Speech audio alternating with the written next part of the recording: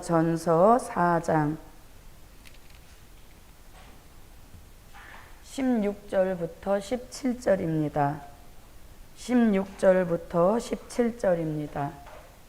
주께서 호령과 천사장의 소리와 하나님의 나팔로 치니 하늘로 쫓아 강림하시리니 그리스도 안에서 죽은 자들이 먼저 일어나고 그 후에 우리 살아남은 자도 저희와 함께 구름 속으로 끌어올려 공중에서 주를 영접하게 하시리니 그리하여 우리가 항상 주와 함께 있으리라. 아멘. 네, 한 곳을 더 보십니다. 요한계시록 11장 12절입니다.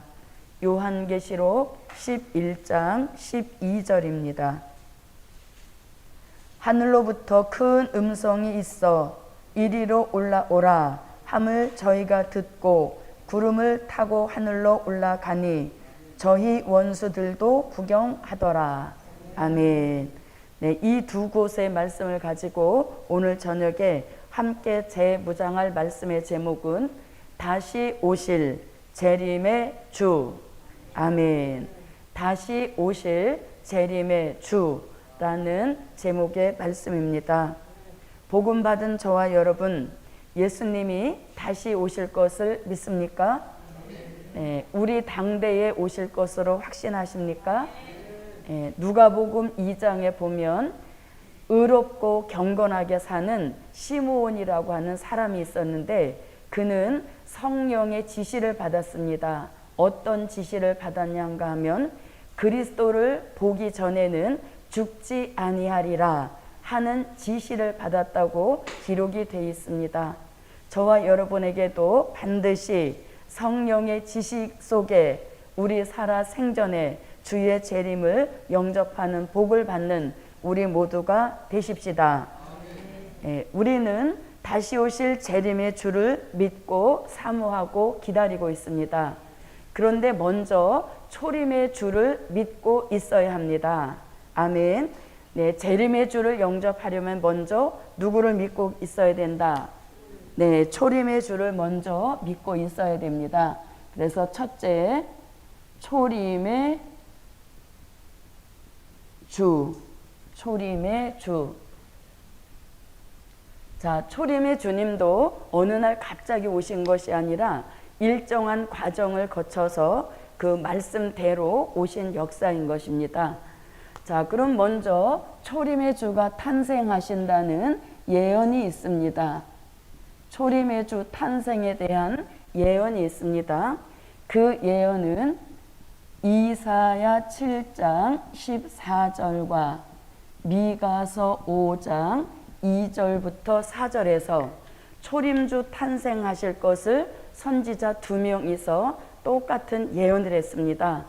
이사야 선지자는 처녀의 몸에 예수 탄생하실 것을 예언하셨고 미가 선지자는 그 예수님은 아주 작은 동네 베들레헴이라는 곳에 나신다. 그리고 그 예수님이 베들레헴에 나신다고 해서 베들레헴에서부터 그 예수님의 시작이 되는 것이 아니라 그의 근본은 이미 상고에부터 태초에부터 계신 분이시다. 이렇게 미가 선지자가 말씀하고 있습니다. 자, 이 두 선지자의 예언이 어디에 와서 성취가 되는가? 그 성취는 마태복음 1장 18절부터 21절에 와서 이제 성취되는 역사인 것입니다. 이사야 선지자가 말씀했던 처녀는 마리아였고 그 처녀의 몸에 예수님이 잉태하실 수 있는 것은 성령으로 잉태하셨다. 이렇게 말씀하시고 그 이름은 예수라 하라. 그리고 그 뜻은 이는 저가 자기 백성을 저희 죄에서 구원할 자이심이라. 이렇게 말씀하고 계십니다.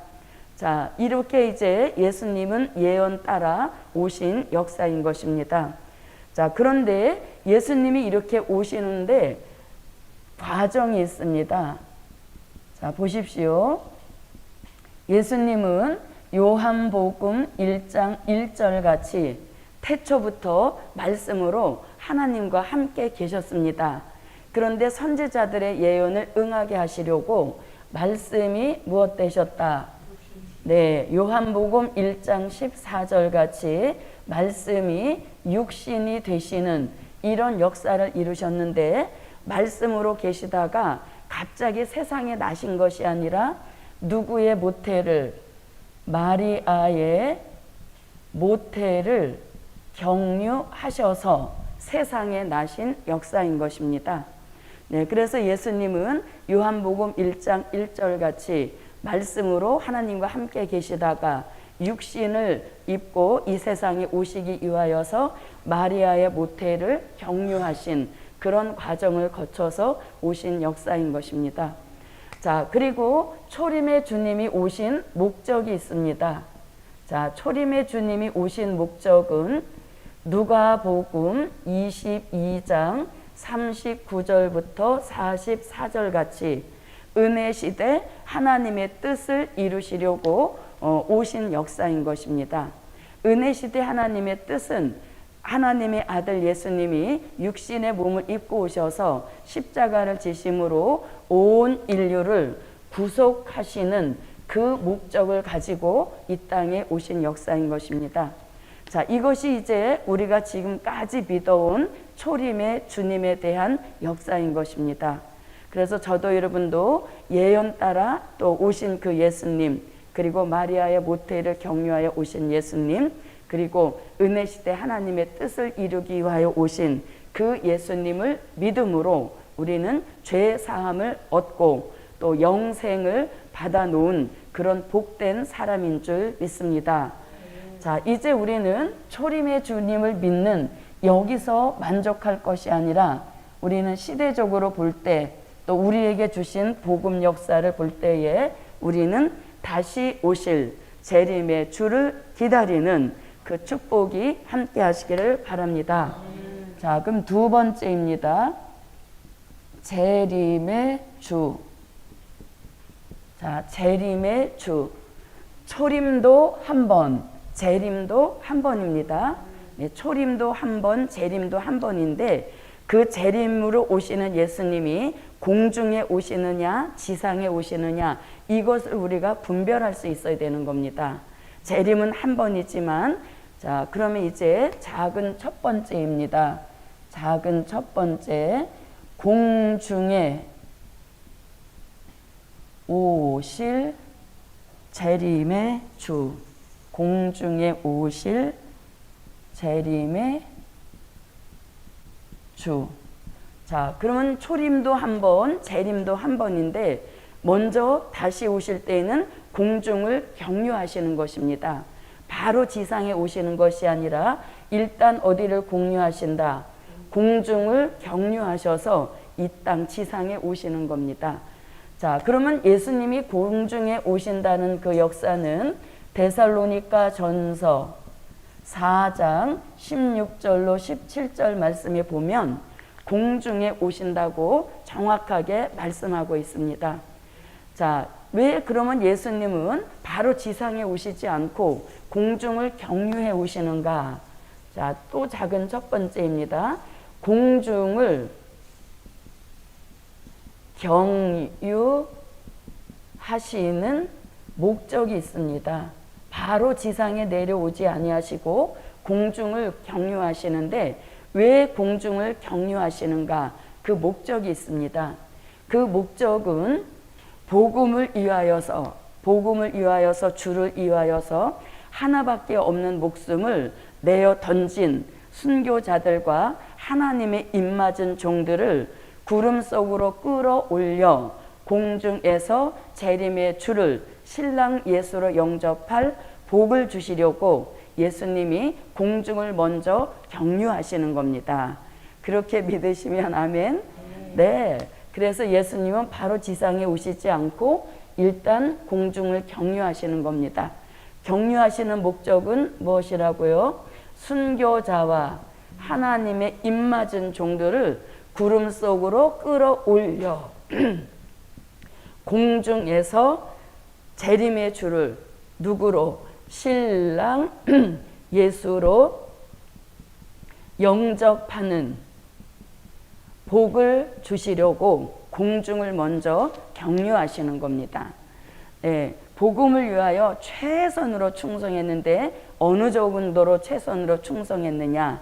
하나밖에 없는 목숨을 복음 앞에, 주님 앞에 내어 던진 이러한 순교자들과 입맞은 종들에게 그만한 축복의 대우를 주시기 위하여서 공중으로 끌어올리셔서 공중에서 주의 재림을 영접하게 하시는데, 공중에 오시는 예수님은 신랑 예수로 오십니다. 그래서 저도 여러분도 공중에 오시는 예수님을 영접해야 이것이 사는 길로 인도받는 영접인 것입니다. 그래서 이렇게 순교자와 입맞은 종을 공중에서 신랑 예수로 영접하는 복을 주시려고 공중을 경유하신다. 자, 그러면 순교자를 공중으로 끌어올리신다는 말씀은 데살로니가 전서 4장 16절입니다. 데살로니가 전서 4장 16절에서 주께서 호령과 천사장의 나팔로 하늘로 쫓아 친히 강림하시리니 그리스도 안에서 죽은 자들이 먼저 일어나고 이것이 곧 순교자가 먼저 살아날 것을 말씀한 것입니다.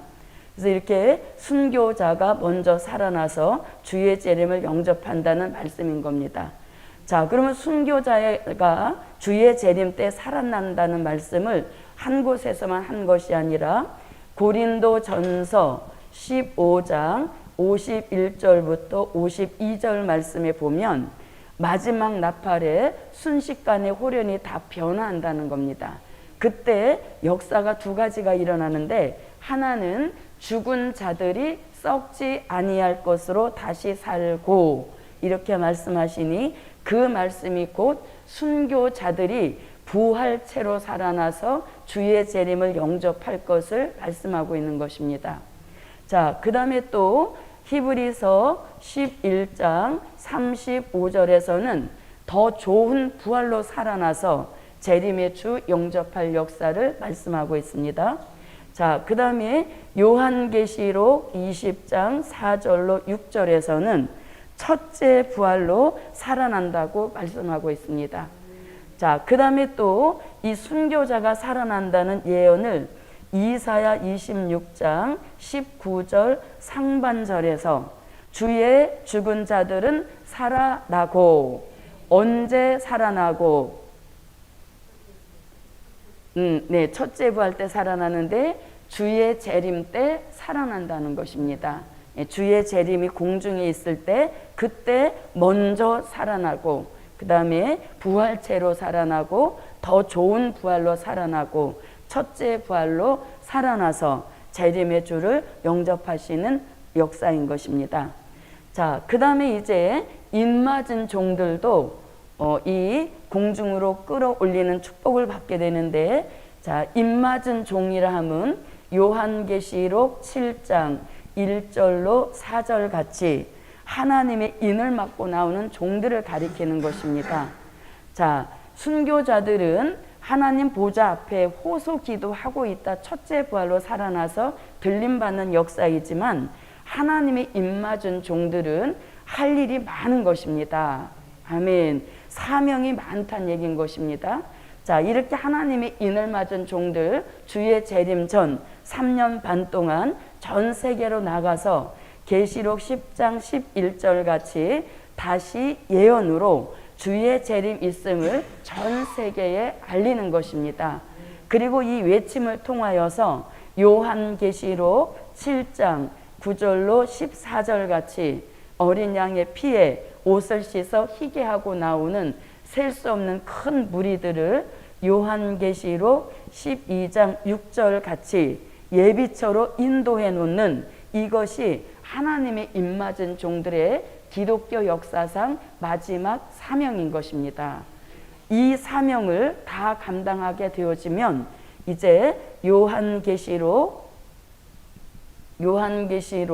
11장 7절부터 10절 같이 무적행으로부터 올라온 짐승에게 죽임을 당하여 시체로 3일 반 동안 쓰러져 죽어 있게 되는 겁니다.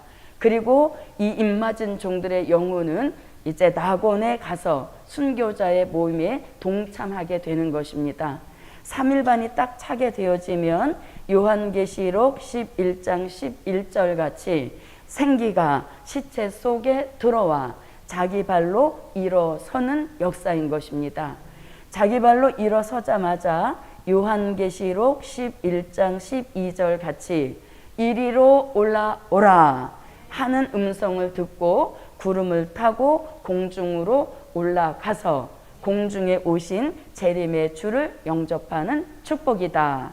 아멘. 그래서 저도 여러분도 우리는 순교자의 반열이 아니라 하나님의 입맞은 종 14만 4천을 반열 안에 들어가서 다시 예언 역사 속에 사람도 살리고 주의 재림도 영접하는 성도 최상의 복을 받는 그 축복이 예루살렘에 함께 하시기를 바랍니다. 그래서 순교자와 입맞은 종은 요한계시록 11장 12절 같이 이리로 올라오라 하는 음성을 듣고 함께 구름을 타고 공중으로 올라가서 주의 재림을 영접하게 하는 축복인 것입니다. 자, 그래서 예수님은 지상에 바로 오시지 않고 공중을 먼저 경유하시는데 그 목적이 있습니다. 그 목적은 순교자, 요한계시록 6장 9절로 11절 같은 순교자와 입맞은 종들을 구름 속으로 끌어올려 공중에서 신랑 예수 영접하는 복을 주시려고 예수님이 아주 공중을 경유하시는 특별한 의미를 갖는 것입니다. 그래서 저도 여러분도 공중에 오시는 재림의 주를 아멘 주 예수여 오시옵소서 하고 영접할 수 있는 그 축복, 그 역사 함께 하시기를 바랍니다. 자, 그 다음에 이제 공중에 오셔서도 무한정 계시는 게 아닌 것입니다. 공중에 경유하시는 기간입니다. 자, 그래서 작은 두 번째 공중에 경유하시는 기간입니다. 얼마나 계시느냐? 그것은 바로 중동 전쟁과 그리고 재림 후 3년 반 동안만 공중에 이제 계시는 역사인 것입니다. 이것을 우리는 다른 표현으로 요한계시록 13장 같은 수정통치 시대라고도 하는 것입니다. 수정통치 시대. 이 기간 동안 종들을 보호하시기 위하여서 공중에 순교자와 입맞은 종을 데리고 함께 경유하고 계시는 역사인 것입니다. 그래서 공중에 무한정 계시는 것이 아니라 중동 전쟁과 아울러서 후 3년 반, 여기서 후라고 하는 것은 주의 재림, 공중에 오신 후 3년 반 동안만 공중에 경유하고 계시는 것입니다. 왜 후 3년 반 동안 계셔야 되는가? 예수님이 공중에 오시고 이제 중동 전쟁 끝에 계시록 13장 같은 수정통치 시대가 이 전 세계에 있게 되는 겁니다.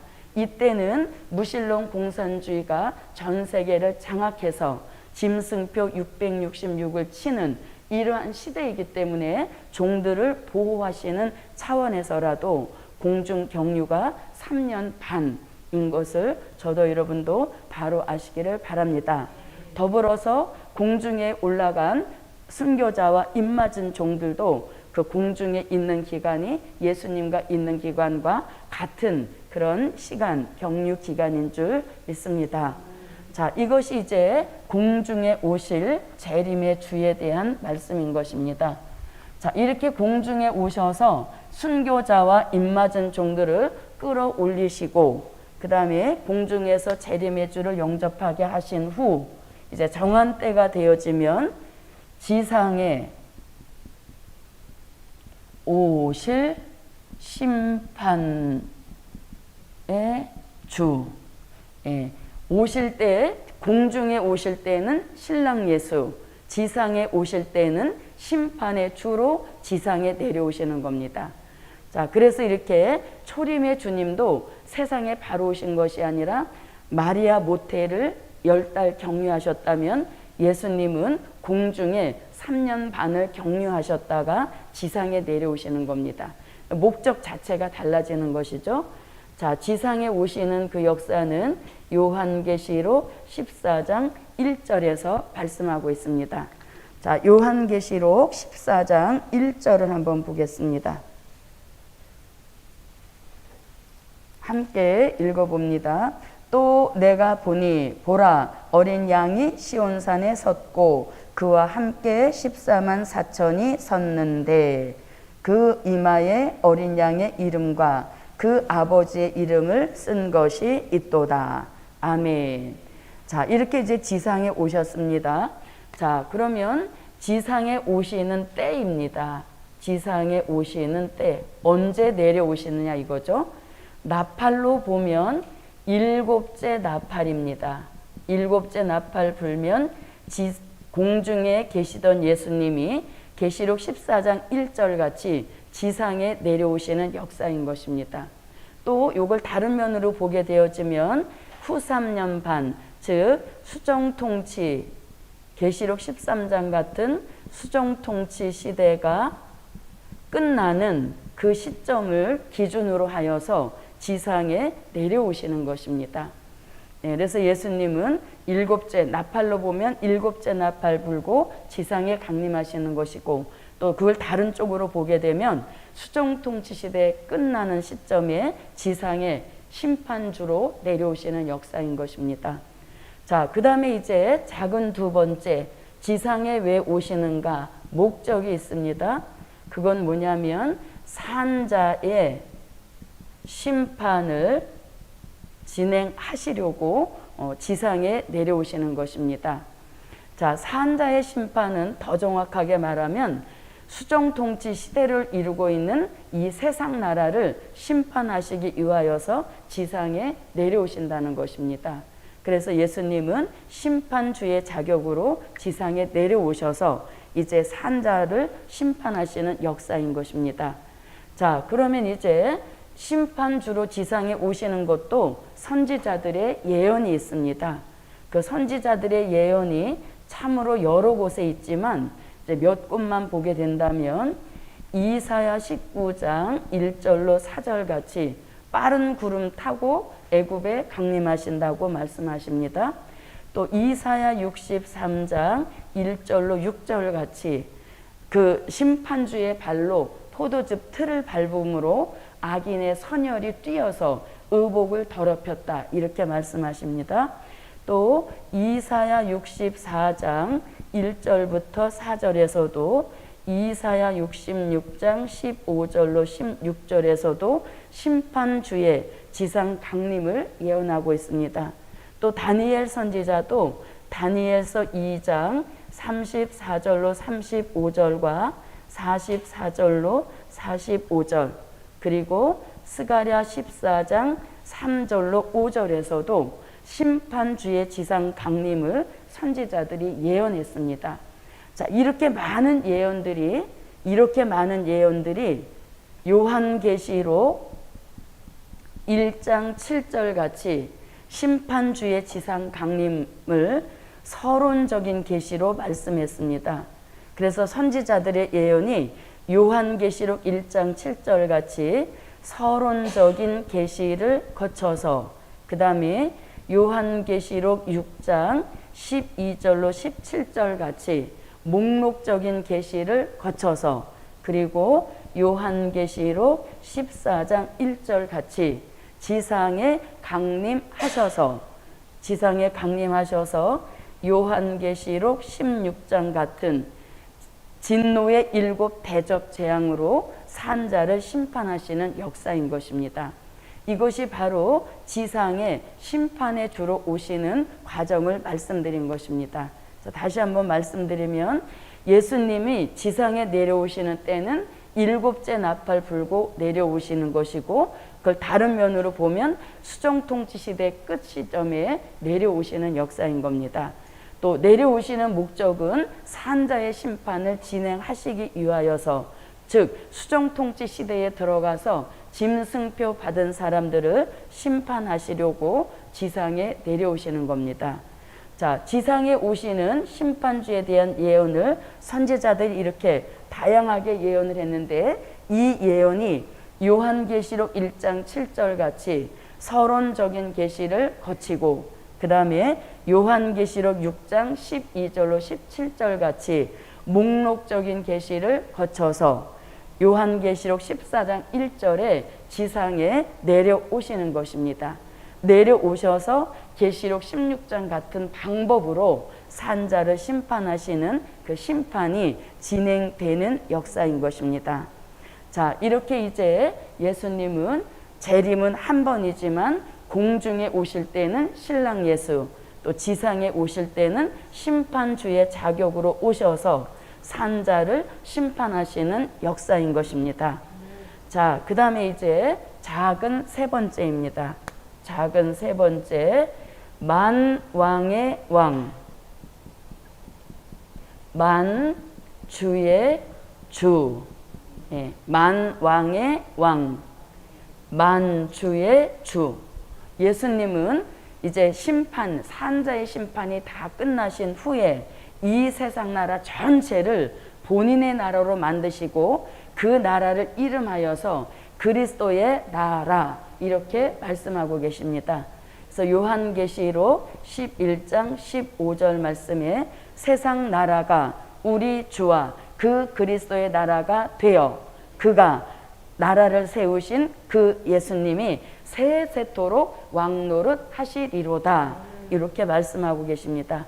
그래서 왕노릇 하시는 기간이 1000년이라 하여서 일명 천년 왕국이라고도 하는 것입니다.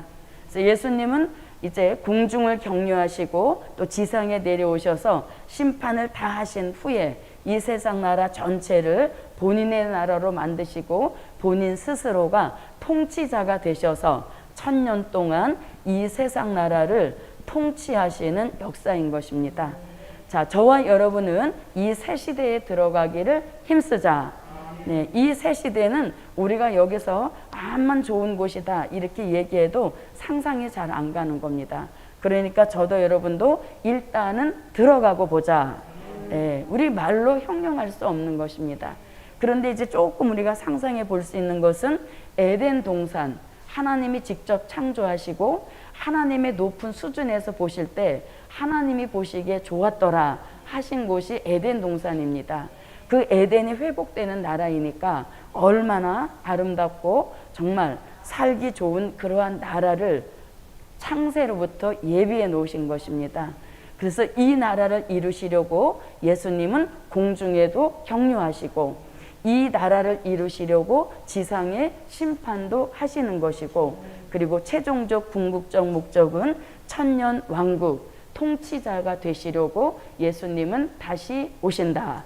아멘. 사람의 통치는 여러 가지 부패 그리고 또 잘못된 그런 통치이지만 예수님의 통치는 공평과 정의로 다스리시는 그런 나라이기 때문에 절대로 억울한 일이나 또 편견이나 이런 것이 없는 새 시대의 축복인 것입니다.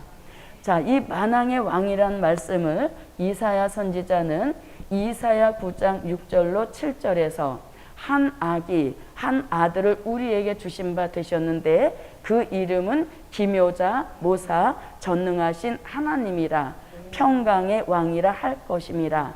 그가 다윗의 위에 앉아서 그 나라를 굳게 세우고 자금 이후 영원토록 공평과 정의로 그 나라를 보존하실 것이라. 그 나라 이루시는 것 여호와의 열심으로 이루리라. 이렇게 말씀하시니 이 나라 건설 사모하는 저와 여러분에게도 여호와의 열심을 주셔서 우리 모두 열심 있는 종 됩시다. 예, 식지 않는 열심, 중단 없는 열심, 지칠 줄 모르는 열심, 그런 열심은 여호와에게로서 와야 그러한 열심이 지속이 되는 것입니다. 그래서 그러한 나라, 또 이사야 32장 1절에서는 한 왕이 의로 통치하신다 이렇게 말씀하시고, 요한계시록 1장 5절에서는 땅의 임금들의 머리가 되신 예수 그리스도 이렇게 말씀하십니다. 그리고 요한계시록 17장 14절과 요한계시록 19장 16절에서 만왕의 왕, 만주의 주 이렇게 말씀하고 계십니다. 여기서 보십시오. 여기서는 땅의 임금들 결국은 누구와 누구?